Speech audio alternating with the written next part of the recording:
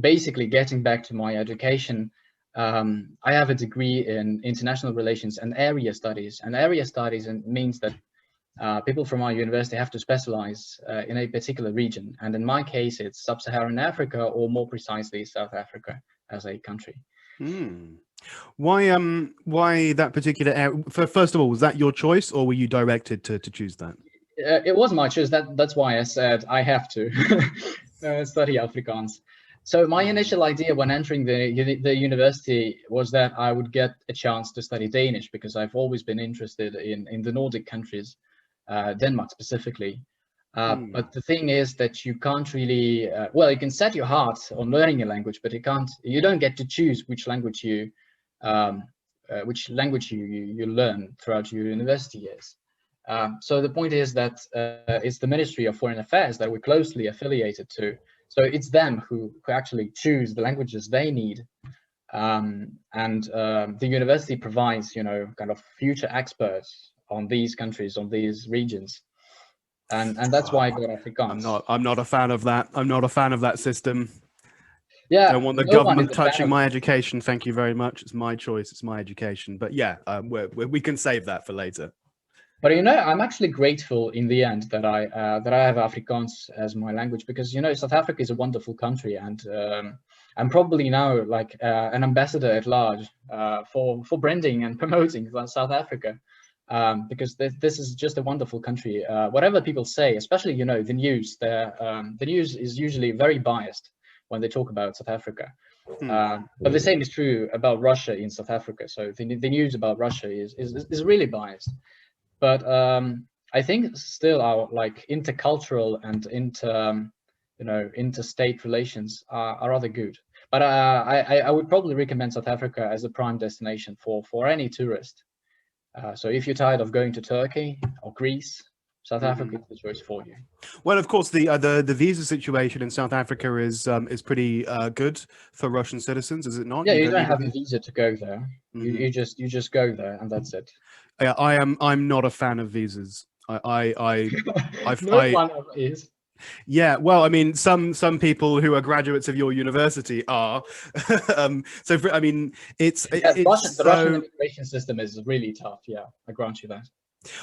Well, it is and it isn't, because if you follow all of the rules and you get all of the certificates and the bumashkas that you actually need, then it's pretty complicated. Then it's pretty complicated, sure. However, as with any official bureaucratic procedure in Russia, you pay $100, you can get a business visa like that. I know a lot of people who do and have done that. I'm not going to name any names. The ministry, in recent years, the ministry tries to liberalize the visa issues. Since many point out, and quite fairly, that it's rather easy for a Russian citizen to obtain a Schengen visa, and it doesn't cost you much. But it doesn't really work the same way for the citizens who come from the Schengen area, because Europeans have to collect many more bumashkas than we have to do. Yeah. Do you want to know something fun?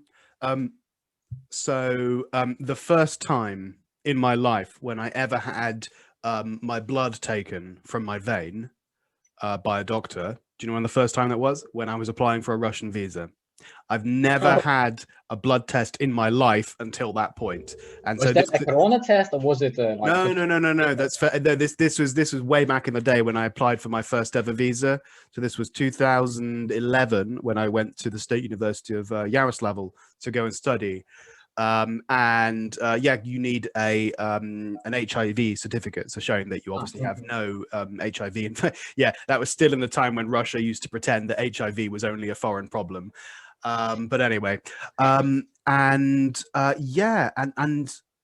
I'd never had a blood test before that. And then, of course, when I started working as a full-time employee in a Russian business at a Russian company, then I needed to have that yearly medical check, which was very, very thorough. Like, I kind of understand the drugs and alcohol thing. So I needed to have this, spravka nesudimosти. I needed to have, a certificate saying that I haven't got drugs and alcohol in my system because I work with children. For your employment or for the visa? No, this was employment now. So obviously, because I work with children, I needed to have these sort of child protection and safeguarding checks, which is absolutely understandable. That's fine.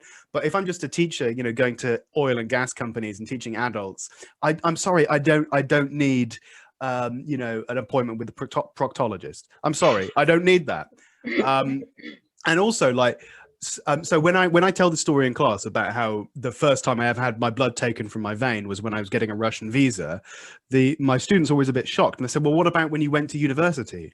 I said, well, what about it? Why, in your opinion, is it necessary to have a medical check to go to university? What? And no one can tell me the answer. No one can tell me. Can you? Why do you think it's necessary? I don't think it's necessary. Well, there we go. It's like, what's okay, let's imagine the worst possible, like you discover this person wants to go to university, he has a medical check, and they find he has cancer, or you've got HIV, for example. Okay, and what? Now you can't go to university. I don't think you will be denied access to university. Exactly. So what's the point? What's the point? It's so stupid. Then they know what to expect. Yeah. Yeah, good point.